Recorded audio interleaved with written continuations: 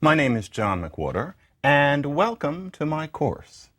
This is a course on linguistics, and the fact of the matter is that it's not unusual to not really know exactly what linguistics is. By the time you're finished with this course, you will very much know what it is. But just to start you off, I think that what we should realize, and something we're going to see in this course again and again, is that the fundamental thing that linguistics is about is that language is more than just a big bunch of words. It's easy to think that what we're doing when we're speaking is producing words that we learned when we were kids and now we know them and we string them together in some sort of way, and that maybe there's some wrong ways to string them together that you learn in school and you get your knuckles rapped for. But that basically what we're doing is just using a big bunch of words. Now, if you really think about it, words alone can't be even most of what using a language in terms of what would be interesting about using a language is. And that's because if you think about it, imagine if you inhaled a Russian dictionary. Let's say that you, for all intents and purposes, knew every single word in the language. If you think about it, really, even then, you would be unable to have any kind of meaningful conversation in the language. And 3- and 4-year-olds would be light years ahead of you. And that's because, obviously, there is also the issue of how you put the words together in order to convey meaning.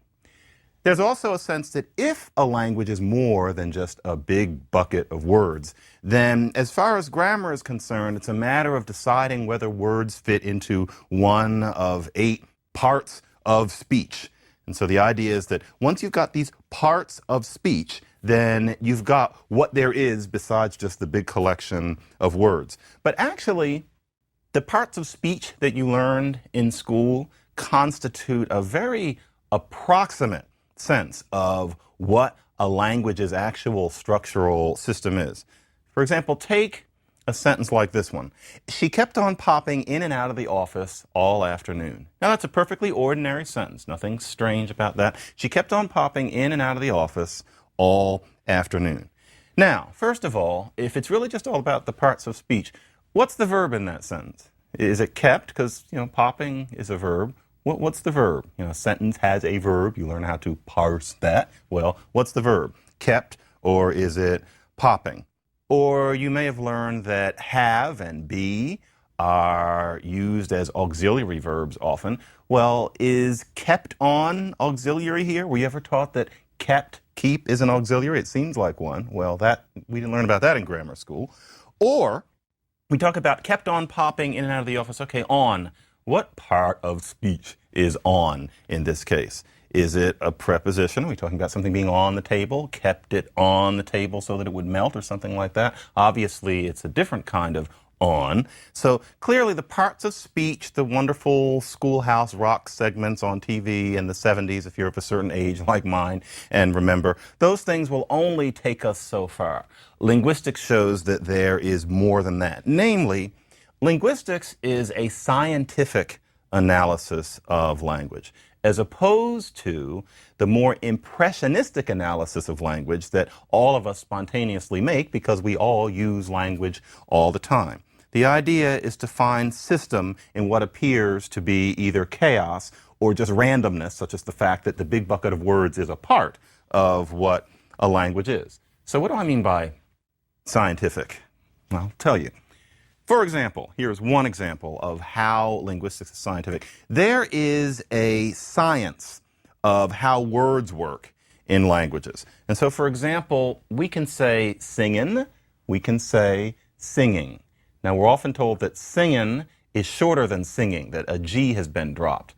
But if you think about it, and I'm always saying if you think about it, because these things become obvious if you just pause for a second and smell some roses and think about it.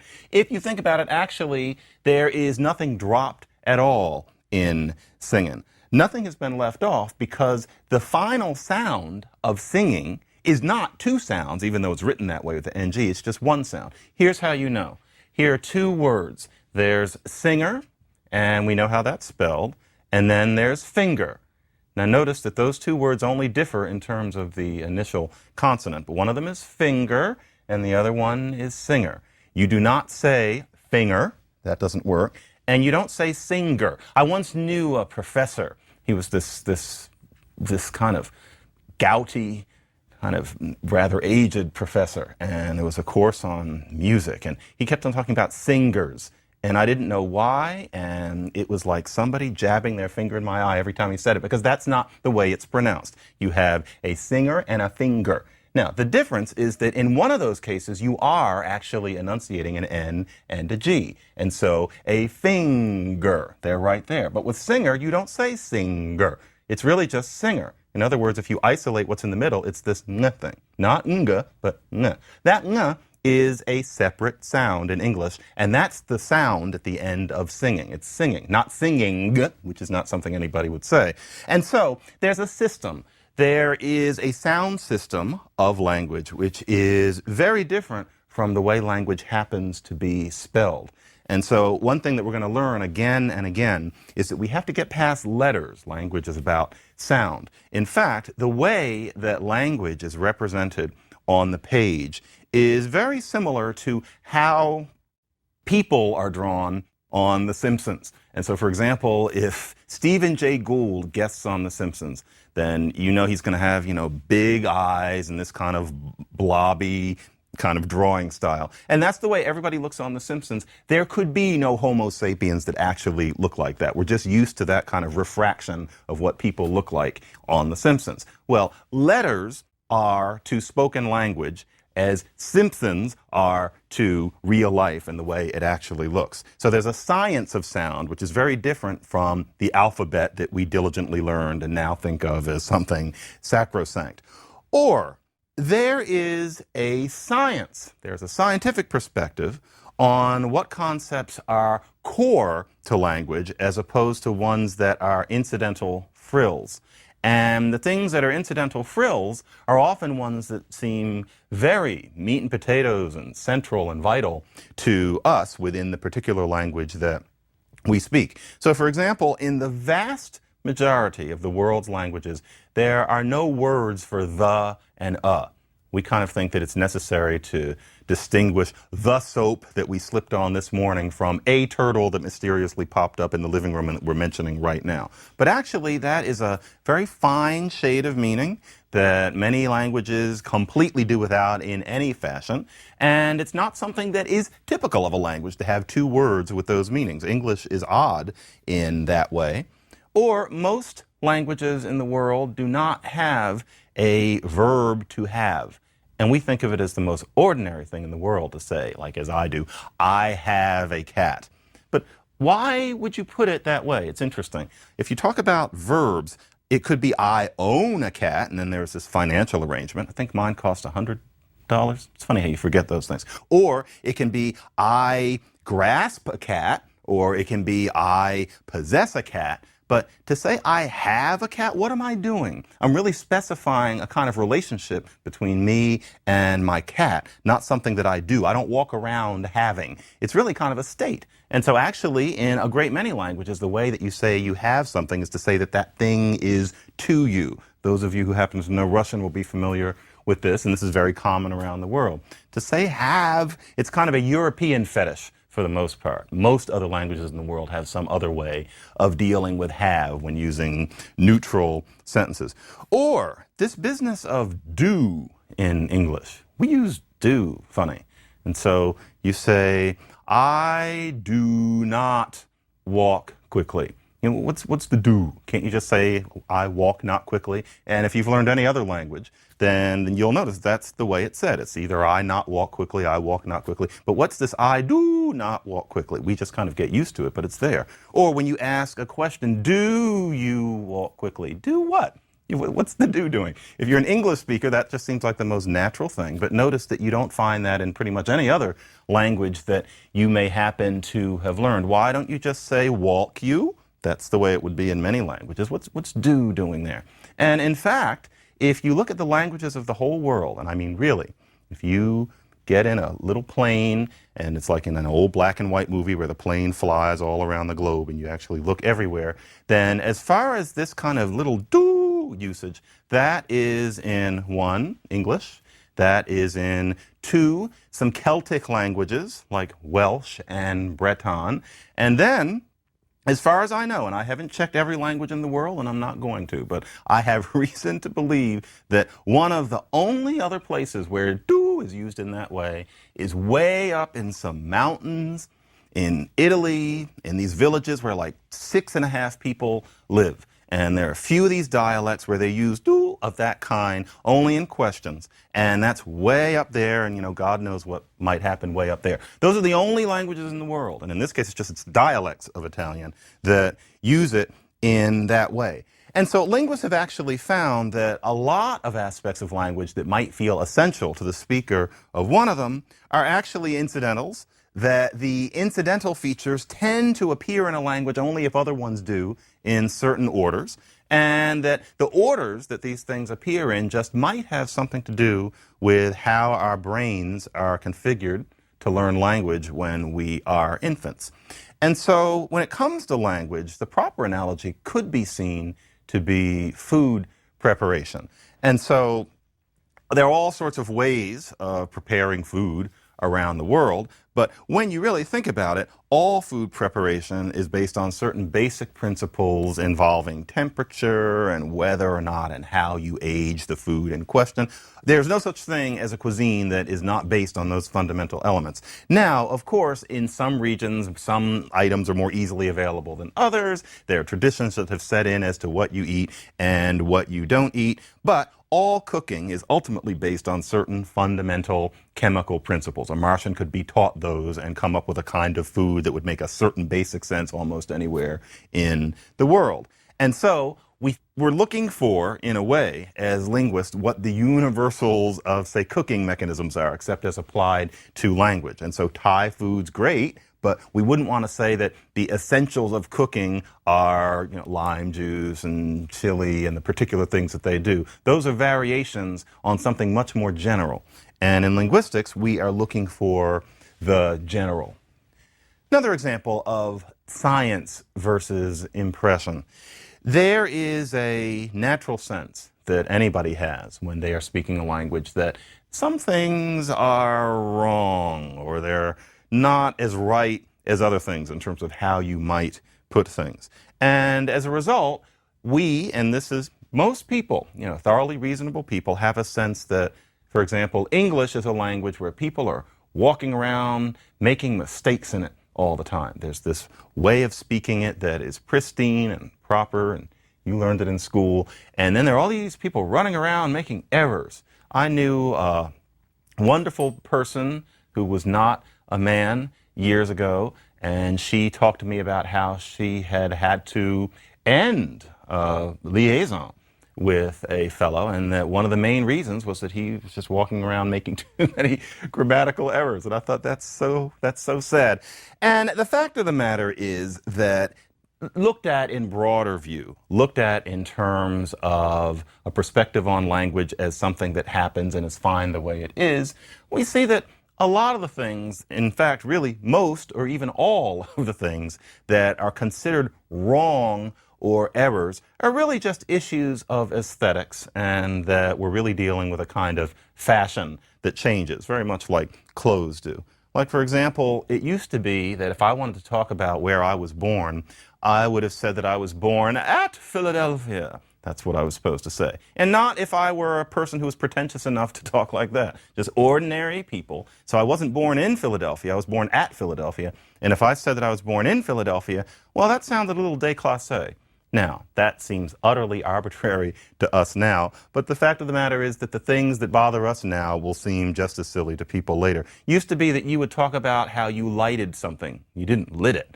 I lit the candle. Oh, vulgar. That's like Oliver Twist running around in the street untutored or something. You have to say lighted, people were told. Now, if you said lighted, somebody would probably take you to the hospital, or, they might dump you for making a grammatical error. And that's because these things change in a very arbitrary way. Used to be you were supposed to say stacked instead of stacked some books. It was considered a little vulgar to leave out the E, so to speak. These things change, and these things are not based on a scientific perspective of language. Now, it's not that we aren't all human. There are things I don't like too. Like there's one that probably I have to hear about once a day. Can I get a? It's what people say in a restaurant. Can I get a Coke?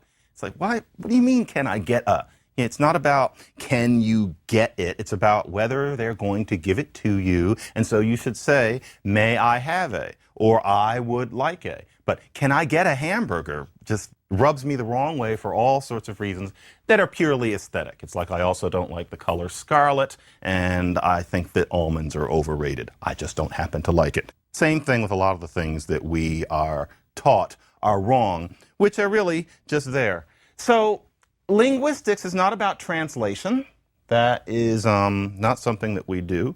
The word linguist is occasionally used to indicate a translator, but that's not what an academic linguist is.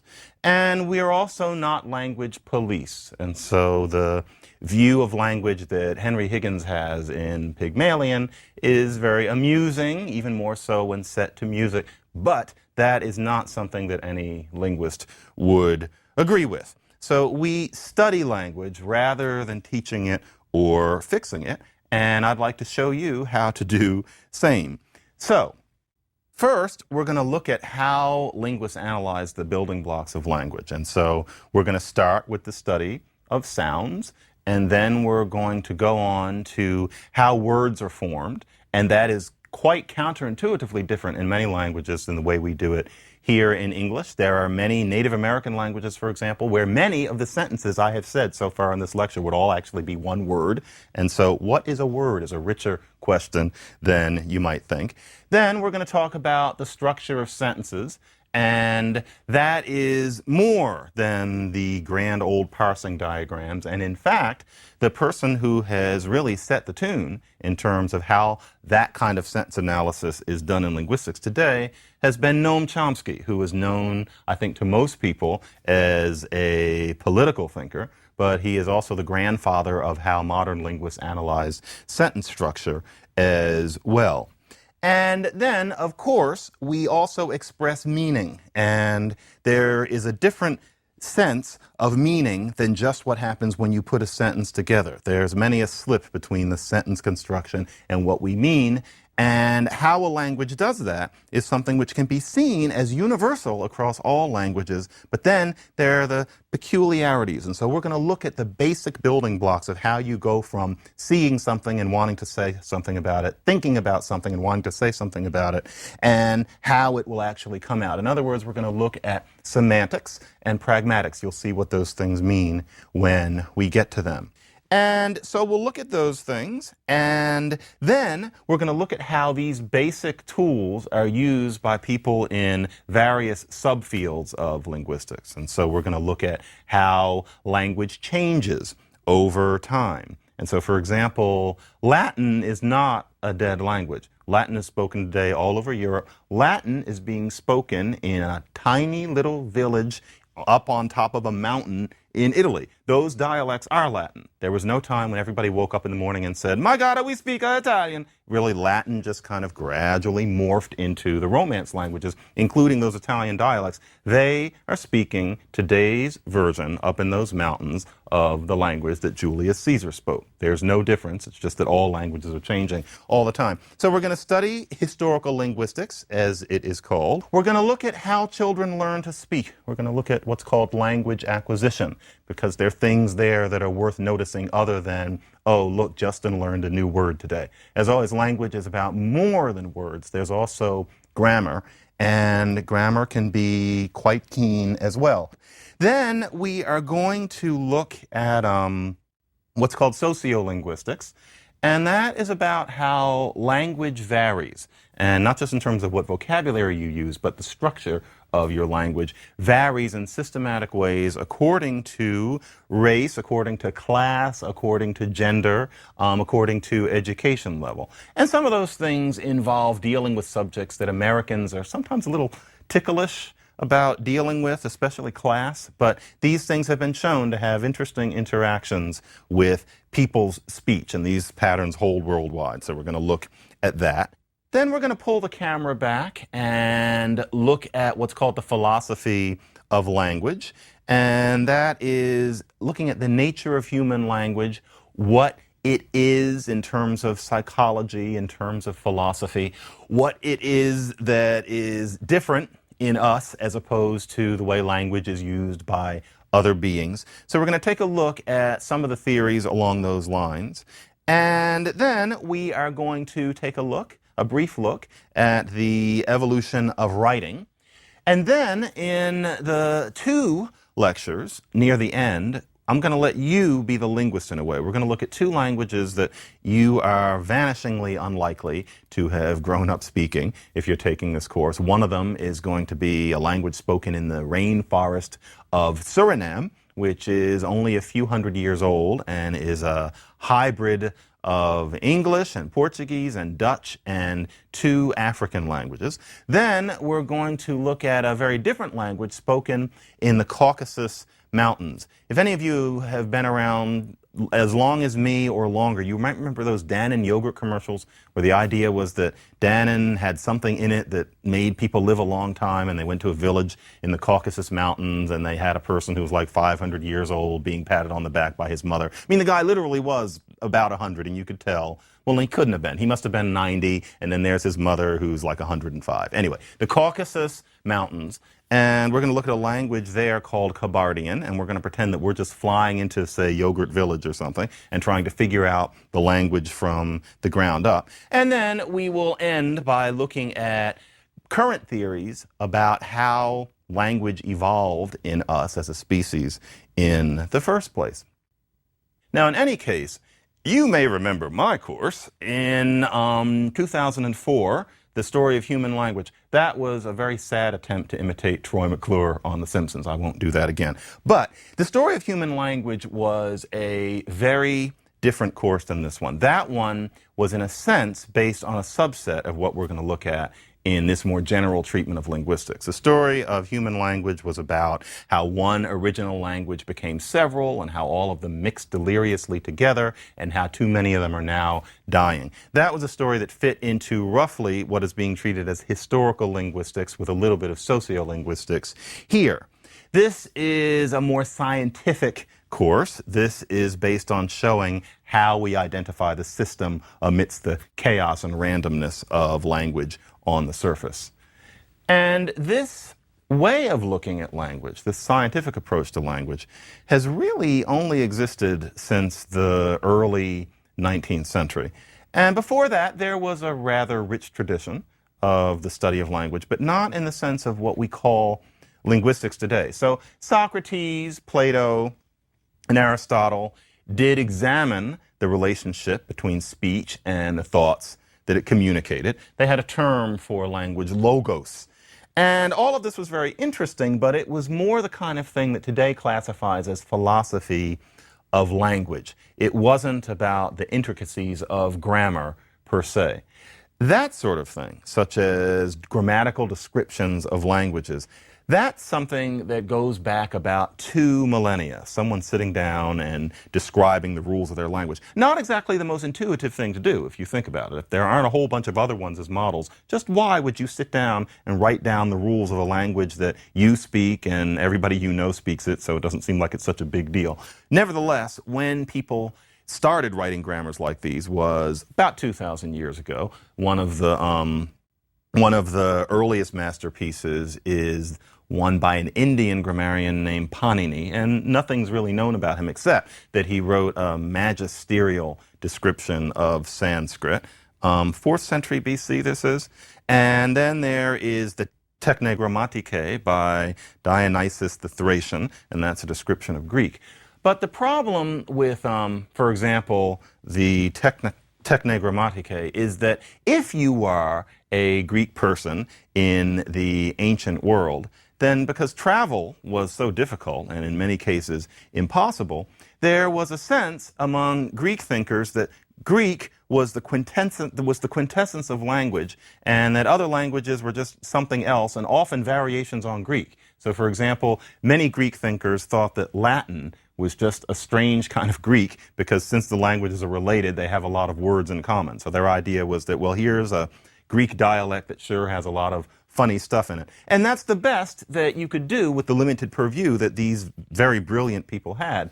Now, as Europeans started, encountering other people in the world and messing things up and bothering them, they started noticing, especially the missionaries among them, that there were all of these other languages and that they were quite different from what you might think language is if you spend your entire life around the Mediterranean Sea. And there's a language head in every crowd, and so there would always be somebody, often a missionary, maybe not, who would write a description of the local language that was encountered. But in this era, still, people were hampered by an understandable assumption that basically the way language is supposed to go is like a European language. And so you find what are now rather quaint mistakes. And so, for example, there was a bishop in England in the 1600s, John Wilkins, and he made a very noble effort to devise a writing system that would express human thought irrespective of the differences between the languages. And so he had this code. But his problem was that he didn't understand how different languages can be. So, for example, in Japanese, to say a sentence like, I like Pam, what you say, the ordinary thing that you would say is Pam ga suki.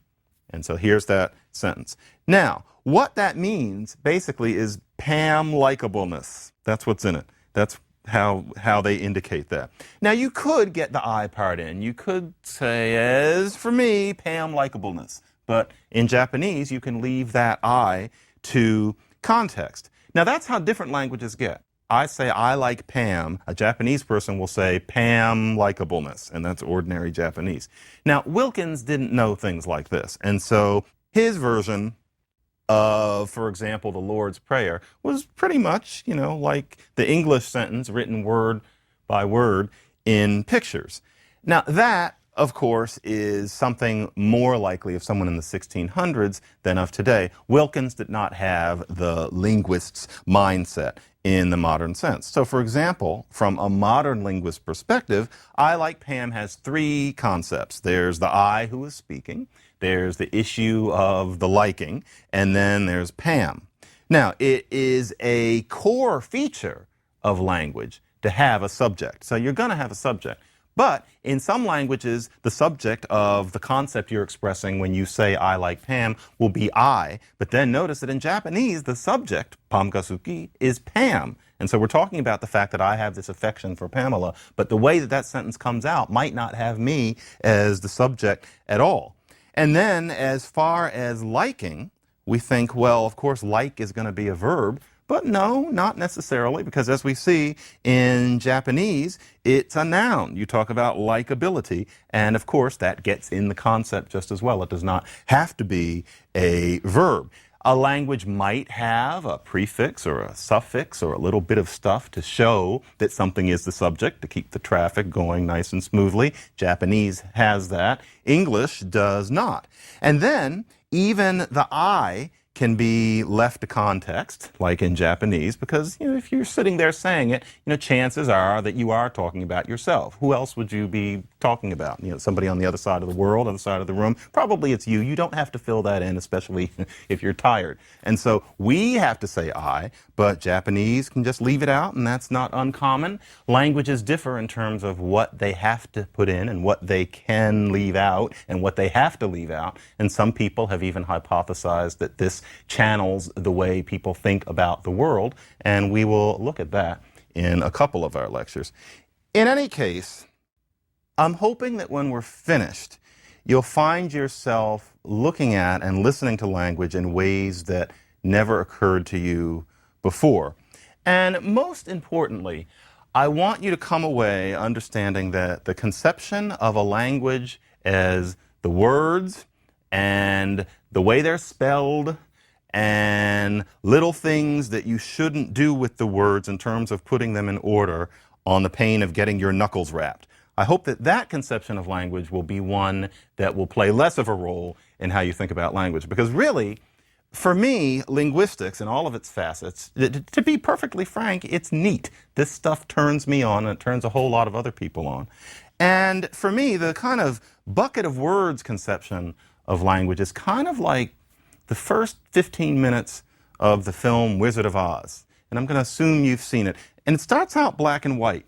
there are these scenes where it's black and white and there's a tornado and you've got Uncle Henry and Aunt Em. The actress who played Aunt Em, Clara Blandick, killed herself, which is something I always think about watching those first 15 minutes. It's just gray. You wouldn't like the movie if it stayed that way. Then Dorothy walks into Oz, and there's this big, beautiful set with the painting in the back of it, and there's all of this color, and there's some effect in the orchestra, and you're happy that for the rest of the movie, you get to be in this color part. That is where linguistics is. For me, that is the journey from just thinking of it as a bunch of words and some persnickety grammar rules you learned on the blackboard a long time ago, and the wonder of what human language really is and the way it works. And so, come down the yellow brick road with me and let's learn about linguistics.